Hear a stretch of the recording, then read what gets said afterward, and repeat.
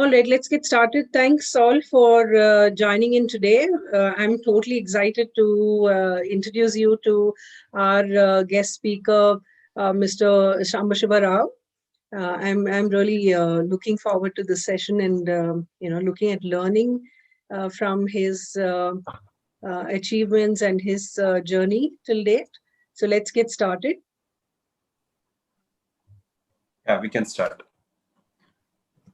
And thank you for calling me for this speaker series. I'd like to thank Sridhar Tirumala and Sridhar, the owners of bitLabs. Okay, and thank you very much. Thank you so much. Yeah. We can start. Yeah. Yes. So this is a quick agenda. We are going to do our introductions, and then I hand over the floor to Mr. Sambasiva Rao. And after that, we have a couple of questions that we'd like to ask you, sir. And looking forward for your tips and advice. And after that, we will open it to the group here for Q&A. Just quick setting expectations with the group that please pay attention, ask questions, and we have the chat box window that you can type in your questions, and continue to please stay on mute because we have very valuable time from our guest speaker. So we'd like to hear from them and later take in your questions. So your questions are critical for us too. So moving on, just a quick introduction for those who don't know us. We are from bitLabs. We are a training and placement program. Our mission is to empower all students to realize their full potential. And this program is a 100% job guarantee program. We teach full stack developer training for all engineering students. In case you want to learn more, please visit our website bitlabs.in and register. One of our student advisors will get in touch with you. And if you can, just see at the bottom of the screen, these are some of our hiring and internship partners. Moving on, I'm very privileged to, open the floor to Mr. Sambasiva Rao, who has successfully completed his engineering, completed his IAS, and, done a lot of contribution to Kerala as a district collector, and now taken on new reins, new challenges as Director of Survey and Land Records. And what's really great to note is that he is a prodigal son of Vijayawada. So I will not take too much more time, and I would like to hand this over to Mr. Sambasiva Rao. Welcome, sir. Yeah, thank you.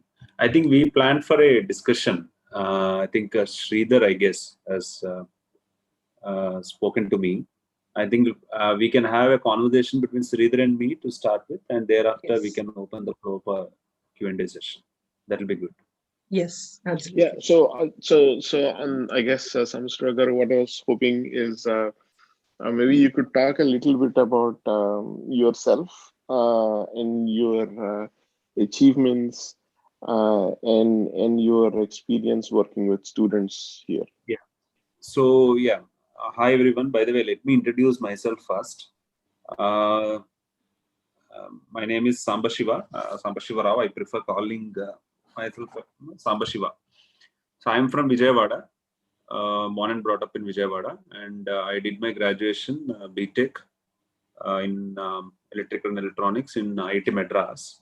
Thereafter, I worked for a couple of years as a hardware design engineer. Right from my childhood, working in government, being part of public governance has been my motivation. So that's why, though initially I worked as a design engineer to have some stability in life and to have some personality development, I came back to my original path to become a civil servant. I have given up my job and I took preparation seriously, and I prepared for 1.5 years, and I joined civil service.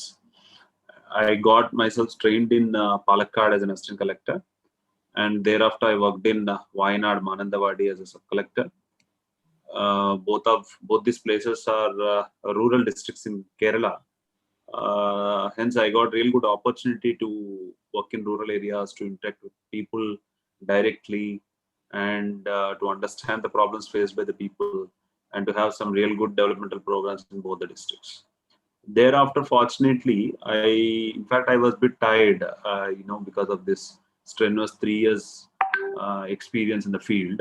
So I was actually fortunate to have got an opportunity to work for e-governance sector in Kerala. I was director of IT mission for 2 years, and I held charge of almost all IT-based organizations like eHealth or Information Kerala Mission or such organizations. So basically, I was heading e-governance sector in Kerala for 2 years.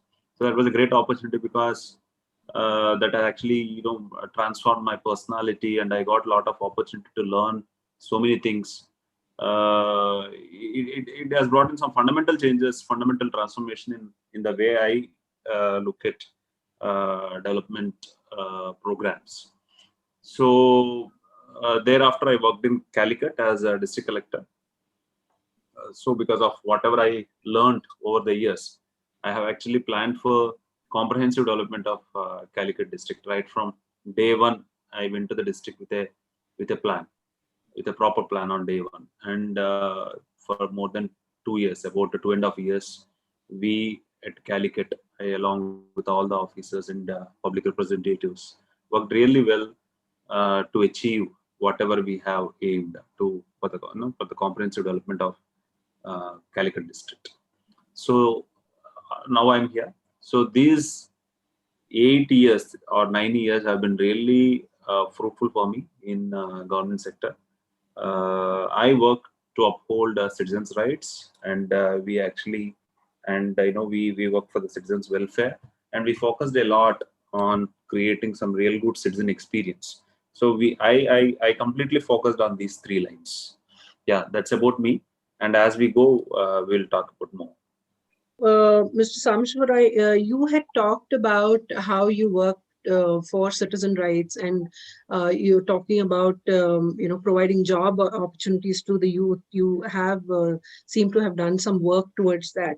Maybe you could elaborate to our audience today how how you went about that, and we see in for example, Aspiring Minds survey recently they said that in spite of we having so many youngsters graduating, only 7% of them are actually employable. So what would your tips be in how do I get more employable? How do I improve my employability? Yeah. So I say one should aim to have a sustainable livelihood to take care of oneself and one's family. That's what I believe. And if you can actually contribute more, well and good. But basically, every individual need to have a good life. And it's a known fact that just because one becomes an engineer, one may not end up in a good job. Right. There are so many engineers who do not have job, but it's not always good to think in such terms. It's important to know that jobs are created, entrepreneurship opportunities are given more importance, but there is a need to reiterate on the fact that lack of proper skilled resources is a major hindrance in the development of entrepreneurship, and this also deters people from becoming entrepreneurs. People are not getting actually, like you rightly quoted the study, entrepreneurs are actually not getting proper skilled resources in the market. It's a real big problem. So proper knowledge and skill-based training is extremely important for professionals in any sector to grow in their career. But it is unfortunate that the quality of education provided in many of the engineering colleges is very poor. Many reasons can be cited for this, like lack of quality in teaching, continuing the practice of conventional approach in teaching and learning. And also I observed lack of passion and drive among many students. So being a Why state, is that, sir? Yeah, why is that? these are my general observations. I don't know. Unfortunately, there is a tendency amongst engineering students. Please, please, I may be wrong, but that's what I observed. There is a general tendency in amongst engineering students to take engineering education a bit lightly. That's what I observed. Okay, this 4 years in most of the colleges, I believe, are being wasted. Okay. In fact, if you put this 4 years to a real good productive use, I'm sure the resources will be highly skilled. The students will be highly skilled. In fact, most of the students will be employable, and most of the students will be employment creators as well. In fact, why bitLabs has come into you have started this company because you Right. found a problem. You found a Exactly. problem. Exactly. That's how bitLabs has been started. And let me tell you, in Kerala, Kerala has been a welfare state. We take proactive. We have actually come up with a program called Skill Delivery Platform Kerala to solve this problem. Actually, the government has actually created. I was actually involved in curating this entire program, in designing this entire program. We created a very good digital infrastructure across all engineering colleges in Kerala to promote immersive learning, to create a platform wherein experts from the industry are brought onto this platform, and they provide industry relevant training courses to the students so that students become readily employable by the time they complete engineering. Awesome. So this is the concept of this program, and we created such good. In fact, we didn't compromise. We brought in the latest of the technology, and it's been really good. And unfortunately, due to the COVID pandemic, we couldn't run the program as we desired, and I'm sure we are going to run it properly. And now, when we actually, during the formative stages of this program, when we actually designed this program, when we were about to take a decision on whether to actually put up this digital infrastructure in every engineering college, or whether we should limit it, we have actually done a study. We try to understand. We wanted to implement. We want to put up this digital infrastructure in colleges where the academic performance of students is decent. So we evaluated. To our great surprise, we found in many engineering colleges, the students were actually finding it very difficult to even clear papers. So I'm sure the situation is same in most of the states. Engineering colleges are sprouted like anything. So many engineering colleges are there, but whether the quality of teaching is good in engineering college is a big question. Whether lecturers are trained properly is a big question. And the third important thing is whether the drive of the students is appropriate or not is a third big question. Now we need to solve this problem.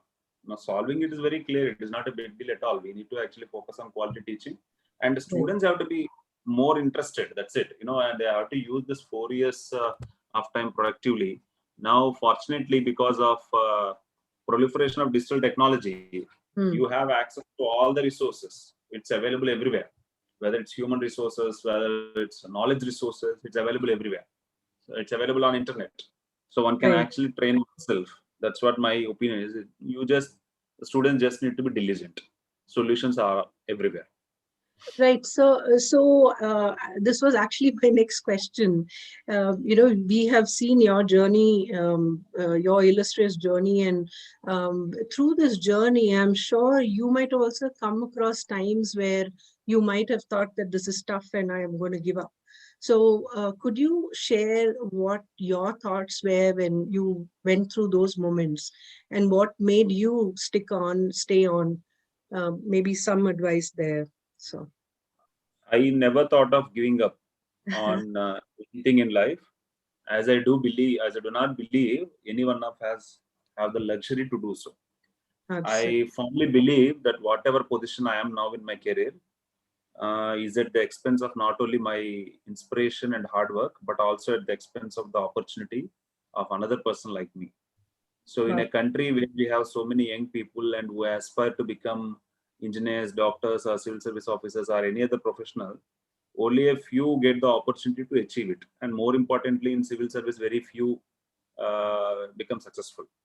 And I believe that as a citizen of the country, it's my responsibility that I commit and dedicate myself to the opportunity I have got.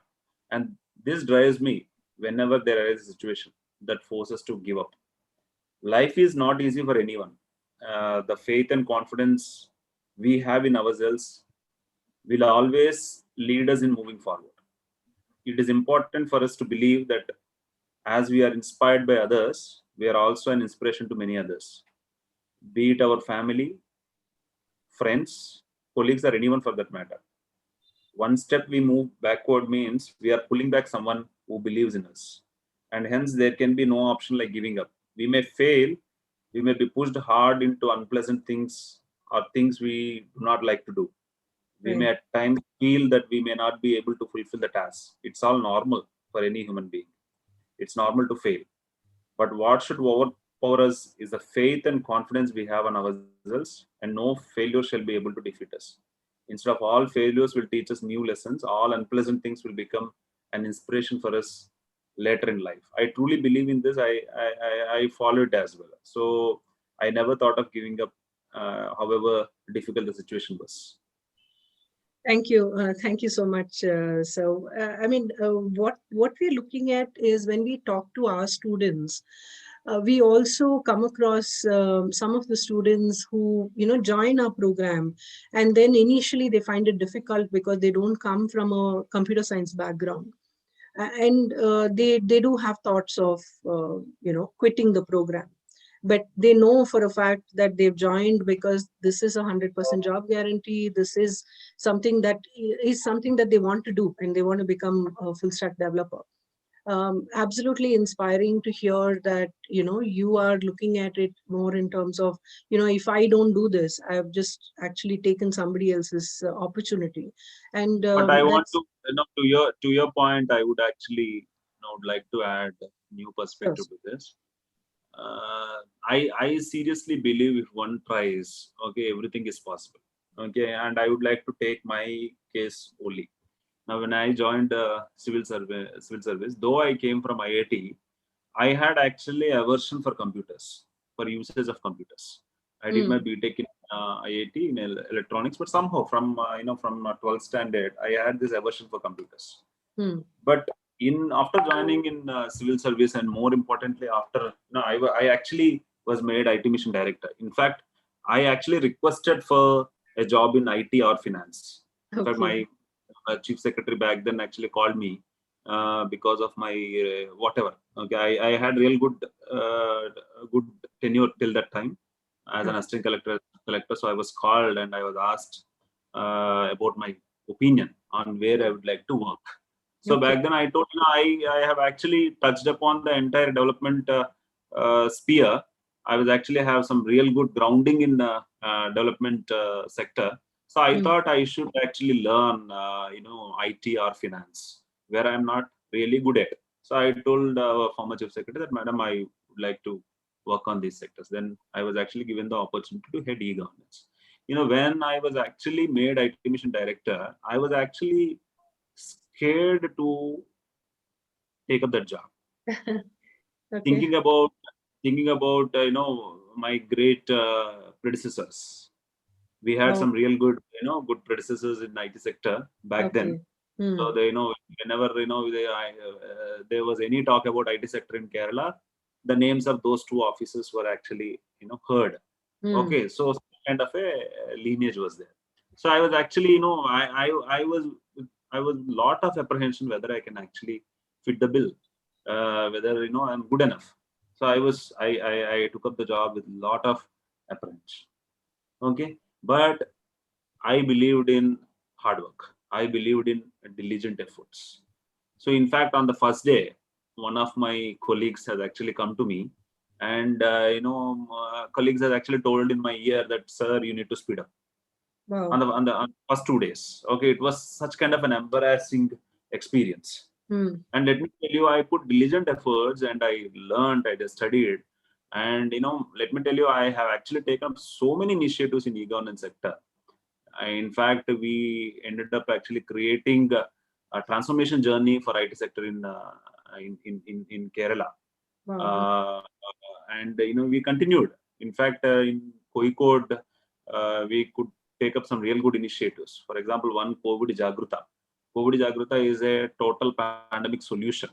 It's I would request your students to actually browse in internet, search for COVID Jagruta and spend some time on it. So COVID Jagrata is a total pandemic solution, which is actually, I would say that such kind of a solution, such kind of innovation, and such kind of a management solution is not there anywhere. I can actually watch for the fact. I am not boasting; it is true. Similarly, we have taken up Namade Kozikode. Okay, that is one real good citizen governance solution. So I would request you to actually go through this solution. Namade Kozikode is a mobile application. It's actually a governance program for which we created a mobile app to be a technology platform. And COVID Jagrata is a progressive web application. So what I would like to say is we traveled, I personally had such kind of a journey wherein I was so apprehensive about taking up a job, but I took it up very seriously. I believe in surmounting any goal, however unsurmountable the goal may be. Okay, through diligent efforts, we can definitely achieve it. So I was so apprehensive in taking up the job, but I mastered in no time. Okay, I mastered to the extent required. I'm not telling that I do coding now, and it's not required. We need to be really a leader. Okay, who can actually lead digital transformation of government. So I attained that skills, and now when something digital, something major digital program needs to be taken up in state of Kerala. Fortunately, my name comes up in anyone's mind. So why I told this point is one can actually achieve anything. So people from rural background or people who do not have any IT background or whatever it is, they need not actually feel very disappointed, or there should not be any inferiority complex or whatever. Everything is achievable. I want to tell from my personal experience. And the second thing is, I would say that everyone has to choose a career path according to their interest. That is very important. Interest and passion. These are very important. If you have interest and passion, automatically you will get a lot of inspiration. And however difficult the goal may be, it can be easily be achievable because your passion lies there. That's what I want to say. Thank you so much, sir. So what we see that most of our career successes that we see in the market, in the industry, we see that 20% is truly, aspirational or inspirational, that, like people like you who show us that it's possible. But 80% of it, like, how this picture just shows an iceberg where we see only the tip of the iceberg. But below that, the 80% of it is coming under perspiration or hard work. So some very little part of it is inspiration or aspiration. So, and the rest is all your hard work that you spoke to us. So I'd like to, understand from you what aspires you to, continue on this successful journey. What is your inspiration? What is your aspiration, sir? So I personally believe that inspiration and hard work can't be weighed in a 20:80 formula. I prefer not to talk on the quantum of importance of these equally important concepts. Rather, I believe inspiration continue to motivate a person to do hard work, and hence both goes hand in hand. Hard work is an attitude, loving the work we do, and believing that we are contributing productively to the society or to oneself, to the society where we are living in, are the manifestations of hard work, and this can be achieved only if one is inspired. Talking about inspiration, for every individual, the primary source of inspiration, and I'm again telling, the primary source of inspiration would be his or her life. Yes, I do believe source of inspiration cannot be fixed to a single factor, as there are many life events, people, incidents that continue to inspire a person throughout the life. For me, I took the decision of being a civil servant way back in my childhood, when I was about, I think when I was in 5th standard or so, based on my life experiences, which had driven me throughout my career. Based on my experiences I had in life, I wanted to improve the lives of people and had a great desire to choose public governance as my career path to materialize my desire. Even though after BTech I chose to work as I thought I need some stability, my passion and desire pulled me back to my goal. That's what I'm telling. One should actually choose a career option according to passion. I did the same.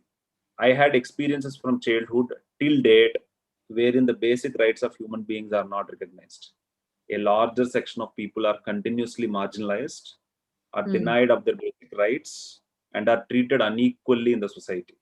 And hence, there always was an emotional element in my passion to uphold the rights of people, to ensure citizens' welfare, and to ensure their rightful share and to create best citizen experience that we all deserve. I believe every person should lead a comfortable life and should not suffer in life. To ensure this, the state has a huge role to play, especially in a developing country like ours. And this inspired me to choose public governance as my career. Hard work, as I said, is equally important as inspiration. We need to really work hard to deliver and reach our goals. Every work atmosphere has its own challenges. For example, in our sector, coordination of various departments and taking all along towards a common goal is a huge challenge. There is already an established legacy in the system. And many times, the challenge had been to break the conventional way of working and lead the various teams to the desired goal. It's not an easy task, and one had to invest so much of time and energy and knowledge towards this. New systems had to be developed and introduced, regular feedback had to be taken, and there was a need to adapt to the changing needs and feedback. And hence, hard work plays an equal role in success along with inspiration. Since I was highly motivated to be in public sector, I pursued the goal with enthusiasm and interest. It's important, I'm reiterating, to take decisions on career based on one's passion so that one can hold on to the decision, however tough the situation may turn out to be. Thank you so much, Mr. Sambasiva Rao. That was really insightful, and it's encouraging to know that you need to have a purpose in life. You need to have inspiration, and also that our government is looking at what are the policies, what are the frameworks that you need to set in place for us to succeed. And it's really endearing to see you really fight for basic human rights, and that you believe that citizens should not be caught off guard, and they should be taken care of. So thank you so much for all your work that you're doing for the states, sir. The other thing that we're looking at is that when we go through a whole host of students, talk to them, counsel them, we see that most of the students are totally unaware that and they think that there is a blissful ignorance in the students that okay, I am going to finish my engineering and I'm going to land a job. And they seem to be painfully unaware of the realities, harsh realities in life, and they get caught off guard. It's at the final year that they're really cramming through and trying to see what are the different courses they can do to actually land their dream job. Because like you said, they also believe that I'd rather do something that interests me, which will keep me inspired to keep going. So what is the advice that you have to students who so that they don't get caught off guard, and how do they transition to the workforce? So Yeah, so that's what I'm telling you. In fact, I already shared my experience. Whatever you yes, told is actually true to a great extent. In fact, I have told an empirical revelation to you as well. When we set up the skill delivery platform Kerala, we yes, understood how students were actually lagging in academics. Okay, I think we need not blame the students for this completely at all. because it's a Yes. responsibility of the government to establish a good learning ecosystem in all engineering colleges. Right. It's a responsibility of the government uh, to ensure there are real good quality teachers available in all engineering colleges. Real good quality teaching framework is put in place, and the content stays relevant and content stays engaging. So all these things have to be ensured by the government. Okay, should be ensured, yeah, by the government, by the university. Thereafter comes a role of the students. When we actually don't ensure all other things which I told so far, I think there's no point in blaming the students at all. But having said that, the future of students is in their hands. So it's a responsibility of the students to ensure that they upgrade their skills, they stay relevant, they gain knowledge. I already told they need to take Yes. they need to take the 4 years seriously. There's a lot of time. In fact, I can tell from my personal experience. Mm. When I reached IIT Madras in my first 2 years, I was so homesick, and we had a lot of problems at home. So I was all the while thinking about the problems of home, and I couldn't concentrate in my first 2 years at all. Thereafter, because of some real bitter experiences I got from my fellow students, fellow friends, Mm. I decided to focus on my studies. So I actually enjoyed a lot in the last 2 years, but it was too late, in the sense Right. I lost some real good 2 years of my engineering days. But of course, somehow I could manage, and I completed my BTech in a nice way and in a decent way, and I got job and everything. But even to this day, I Mm. regret that I could have actually spent my 4 years of Yeah. Right. in academics and also in personal life. I should have had a very good balance. I either had real good academics in my first 2 years, and I didn't even enjoy my 2 years of time in BTech, or 4 years of time in the BTech. So this engineering days are really beautiful. One needs to focus on academics, one needs to focus on personality development, one needs to spend time on oneself, can actually enjoy, can do everything, okay, in 4 years of time. So one can actually focus on gaining knowledge, and one can actually focus on building skills. There are now multiple platforms available because of this digital technologies, proliferation of internet. Right. One Right. has access to all kind of knowledge resources. I'm repeating, so many platforms are available, so many free platforms available.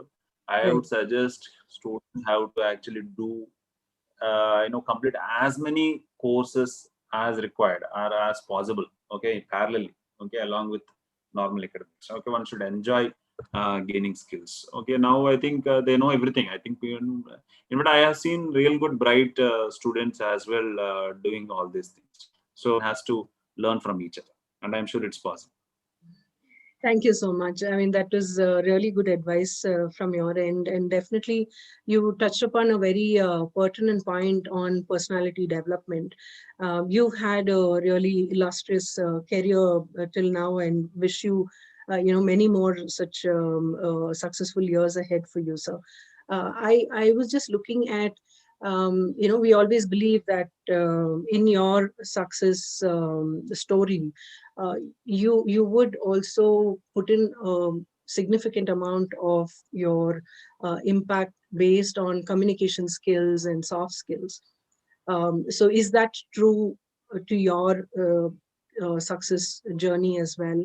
And if it is, could you give some advice related to communications and soft skills? So, Yeah, to be very honest, I'm not a career oriented person. I am a mission oriented person nice. based on clear-cut values and principles. I have already discussed what my missions are. I told in detail. Yes. No matter you are a career-oriented person or a mission-oriented person, I seriously believe soft skills like communication skills and emotional management skills are very, very important for a person to get the desired outcomes of the goals one sets for oneself. I do believe that I have improved a lot in these skills over the period of my career in these 9 years. But I also feel that there's a lot more to improve. I should also admit that I have not put on much effort in improving my soft skills. If one, but I seriously believe soft skills are really, really important. One has to pay attention to it. If you actually, give some time to this, okay, just, one needs to spend only half an hour a day to focus on one's, soft skills. You will be a completely different individual altogether. To communicate your idea in a very nice way is very important. To convince people is very important. To influence people is very important. All these things are very important traits of a leader. So communication skills and real good emotional intelligence are really important for a person. And unfortunately, I realize this, I know this from day one, but I might have definitely improved. Okay, but I have not put any dedicated effort or to improve on my soft skills, and I seriously feel that I need to improve on this aspect. Had I improved on this aspect, definitely I would have achieved. I won't say that I would have achieved more success. Maybe, I don't know, but because I, unfortunately or fortunately, I didn't have failures. I feel that there are no failures in this, not no failures in this 9 years. Maybe I would have put some little lesser efforts in achieving some goals had my soft skills been better, or had my personality been better. Okay, I can put it that way. Okay, so definitely these are very important. I think one can actually one should focus on this, and one can easily build these things. It's not difficult. I somehow time and again fail to do this. Okay, I take resolution, but I somehow don't put it to practice. I am admitting honestly. You're quite modest. So thank you so much. Thank you for again reiterating the importance of communication and soft skills. And definitely you hit the nail on the head that maybe your struggles to complete successfully might have reduced if your soft skills also is that much more enhanced. Yes, that's the importance that we should give soft skills as well. And you also mentioned that we just need to take that half an hour to 1 hour time a day. And that's exactly our mantra also. We keep telling our students just 1 hour a day is going to make wonders for your successful career. So thank you for that. So I just wanted to quickly interject and check with the check with Rakesh. Have we got any questions from our audience? We'd like to take a couple of questions from the audience at this point.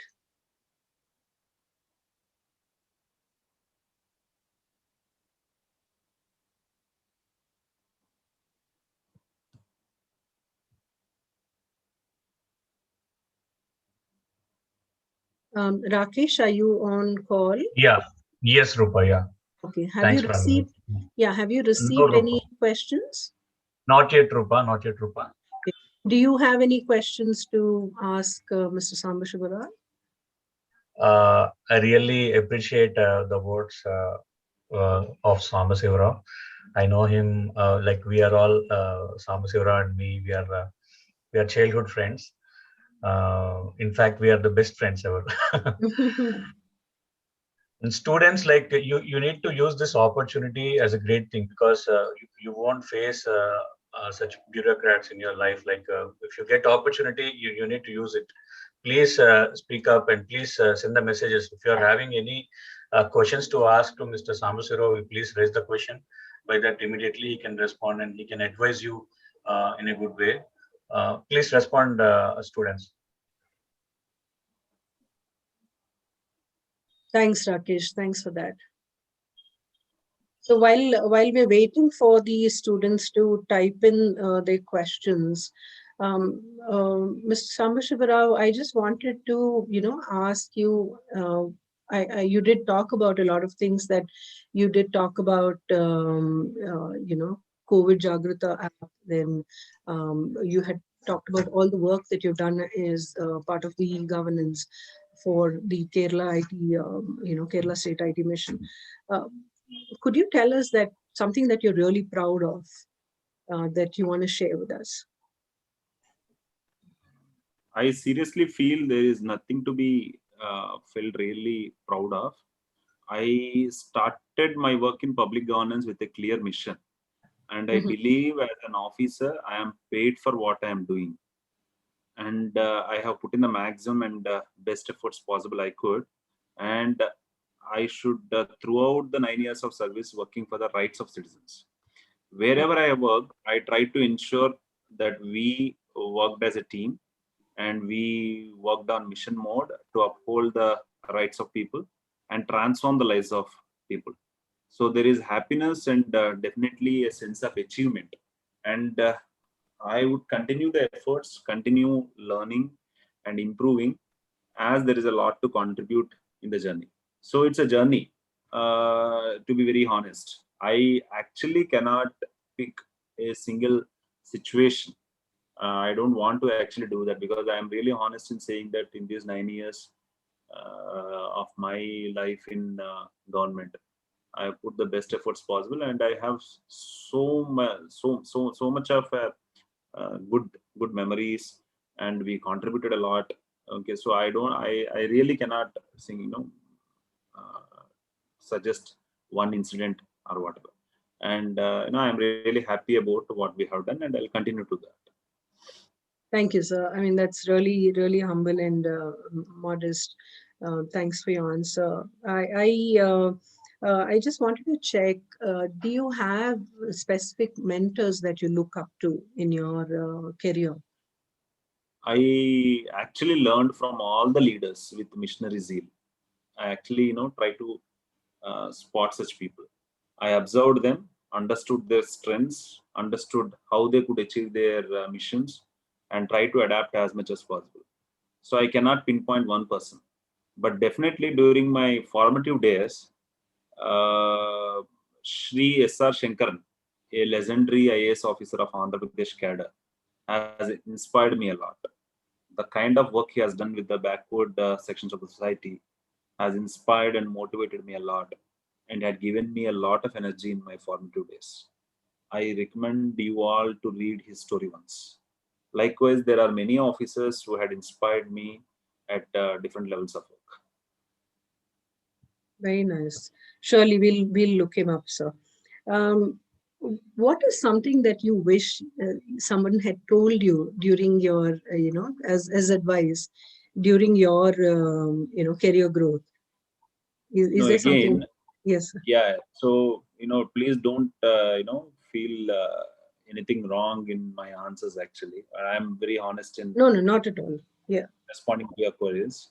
I really have no regrets in my career so far, maybe because of my orientation to continuously learn and improve and Very be a missionary. When I introspect myself, I seriously believe I have continued to learn throughout my period of study and career. So I would like to say, the openness of a person and the unending aspiration to learn can always help him to be a good learner and improve continuously in life. Okay, so if we keep our mind and heart open, I seriously believe solutions will automatically come to us. We'll be corrected automatically, and there is no need for someone to actually come to us and suggest that you are on wrong path, or you may have to do things differently. I believe people do tell and do that. Definitely we learn from many people, but automatically that happens when you actually are in a path of continuous learning. When you listen to others, when you are a good listener, automatically you won't miss anything. So that's why I don't have this feeling that someone should have told something in my 9 years of career. No, I don't have that feeling. Well, there have been so many moments in this session that I've had goosebumps. Just mentioning it now. Thank you so much, Mr. Sambasiva Rao. I'm quite conscious about the time. I'm sharing my learnings. Okay, Thank you. I'm sharing my learnings, and I truly believe if one sticks to values and principles, there are so many values and principles. One stick to values and principles diligently, and I truly believe wonderful results will come for everyone. Thank you so much. I'm really thankful and grateful that we've had you in this session. I know that you have another meeting to get into, sir. I just had a couple of questions. Shall I continue, or do you want to Yes, yes. Quickly. close? Yes, yes. Continue 2 questions. Sure, Yes. sir. Thank you. Um, I was just looking at, are there any books that you would like to recommend to the students? Yeah. So that's what, I'm not a voracious reader. This is, my Sure, lack in. Okay. sure, I already told that, I had to focus on soft skills as well. So I sure. also admit that I am not a voracious reader, and reading is so important. It's so important. One needs to be really be knowledgeable, and we have to be diligent in our efforts. See, why do we actually struggle to spend half an hour a day on books? It's so easy. Okay, you gain so much knowledge. Your entire personality will improve. Okay, unfortunately, in our place, we don't focus much on this. We don't have this, we don't promote reading habit in many parts of the country. So do we. Okay, even in our childhood, there was a lot of emphasis on academics, and as I was actually interested in civil services, I used to read books related to that. Okay, to Right. whatever worldview I had, I used to spend a lot of time on magazines, competitive magazines, and I used to spend a lot of time on newspapers and general magazines. Yes, I read a lot, but there's a lot of sea of wealth. So many books are there. I never spend time on it. I always take a resolution. I took resolution many times that I have to read books. I think about purchasing a Kindle. I actually purchased a Kindle, but somehow it's misplaced and I lost it. So I always take a decision to actually read and read and read, but I fail to do it. And I would actually quote something, in my workplace, the state of Kerala. And there's so much of emphasis on reading habit. Let me tell you, Kerala started long back, quite long back. I don't know exactly the time when they started, but it's real quite long back. And there was a real good Saksharta mission, and a mission to actually educate uh, mass population. Okay. And there was a library movement in Kerala. Okay, and government actually, people have actually focused on establishing libraries. There was a reading culture in Nice. Kerala. So when I talk to most of the people in Kerala, many of the people, my colleagues, my own colleagues, I really feel embarrassed by seeing, Hmm. by witnessing uh, by witnessing the amount of knowledge my colleagues are, general population have. Okay, they love their culture, they love the literature, they love Malayalam. They Right. have such good knowledge. Okay, Right. definitely we all should emulate. We should spend half an hour time. I take resolution, but somehow I fail to do it. Okay, I will definitely. This will be my one suggestion to all of you. Sure. So spend some time on reading, make it a habit. Half an hour a day at least. Try to read a book. Yeah, it it'll create. It will bring a lot of change in us. Thank you. Thank you so much, sir. And any parting thoughts in terms of for our students here? Because I am aware that it's already just 1 minute to 6 o'clock, and I don't want to rush you at the end of this session. Definitely, profusely, thank you and thank Rakesh for helping us have such a wonderful session today. I'm sure the students have kind of taken down. They're going to walk away with golden nuggets of whatever tips and your advice that you've given us. Thank you so much for your time, sir. Any parting thoughts that you would like to Yeah. share with the students? So my parting thought will be, first of all, one has to first focus on basics of life. One has to actually be a good individual. That is very important. And one should positively contribute to a good civic culture in the society. One should be a good individual, only then our civic culture will improve. So first, one should be a good individual. One should take care of oneself. That's a basic thing. First of all, one should be happy. One should take care of oneself. And one should take care of the family. Family should be kept happy. Family's needs should be taken care of. This is the first basic thing. And never hurt fellow human beings. Never hurt fellow human beings.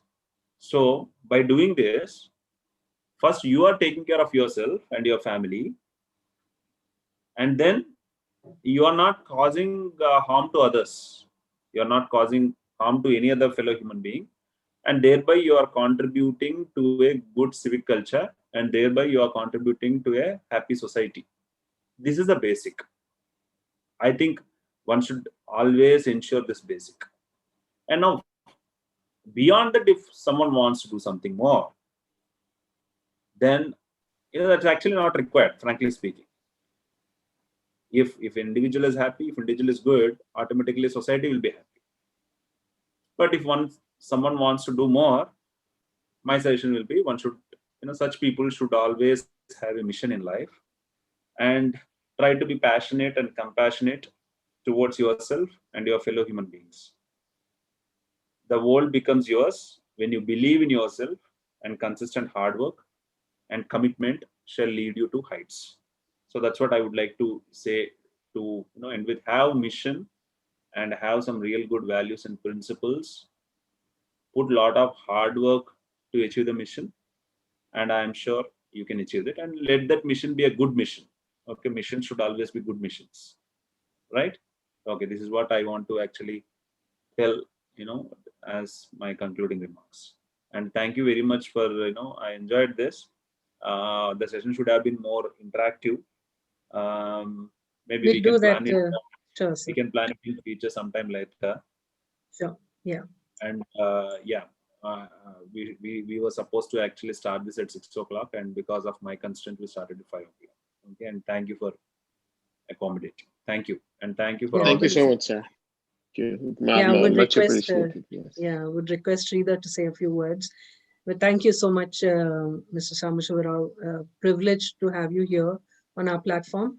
Our students are just warming up, so we will definitely, hopefully, invite you again, and you will have a lot of interactions and a lot of questions from the students. Over to you, Sridhar. Yeah, I was saying thank you so much, Sambasiva Rao. This is very helpful, very informative for all the students. So we'll definitely look forward to having you on this Tech Titan series again one more time. Thank you and good luck. Yes, well, all the best, sir. Thank you. Thank you so much, Sambasiva Rao. Thanks. Thanks all. Thanks for attending, and have a great evening, all of you. Thanks, Rupa. Thank you, Sridhar. Yep. Thank you. Thanks, Rupa. Thank you. Bye.